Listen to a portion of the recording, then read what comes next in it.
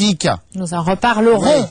Et tout de suite, les plantes carnivores de Jean-Jacques Labat, que nous connaissons ainsi de lance, ça pousse. La plante d'aujourd'hui est une espèce de grande corne dans laquelle les mouches tombent comme dans un piège. C'est une sarracenia. Allons voir les sarracenia. Et voilà.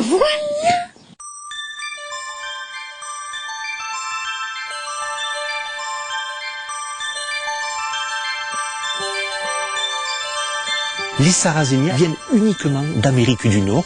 Il y a à peu près 8 espèces qui vivent dans les marécages d'Amérique du Nord et ce sont des pièges passifs. Ne cherchez pas de mouvement de la plante, il n'y en a pas. C'est un peu la forme d'un toboggan. L'insecte attiré par la couleur et le nectar va se poser sur l'ouverture de l'urne, va sucer le nectar, va glisser dans ce puits, dans ce toboggan, ne pourra pas ressortir et sera digéré tranquillement par la plante.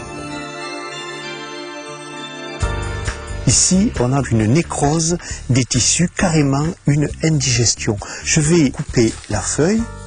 On devrait trouver en quantité des proies en partie digérées. Les plantes carnivores, ce sont des fines bouches. Elles ne digèrent pas les parties dures des insectes. Alors quand les sarracénias ont une indigestion, il faut laisser tout simplement la nature faire.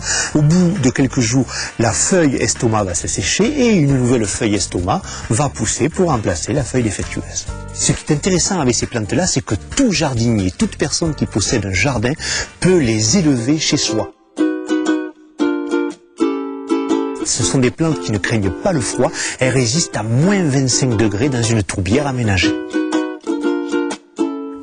Le substrat, les sarracénias, c'est très simple. Je vais mettre ma main au fond de ce bac et je vais retirer une matière brunâtre, c'est carrément de la tourbe blonde, donc une tourbe acide. Alors, les sarracénias, c'est des plantes qui adorent le soleil, elles sont inféodées au soleil pour avoir de belles couleurs vives, des belles plantes, il faut beaucoup de soleil, donc on peut les garder très bien chez soi, près d'une fenêtre, 10-20 cm de la vitre, ou on peut aussi les mettre à l'extérieur en tourbière.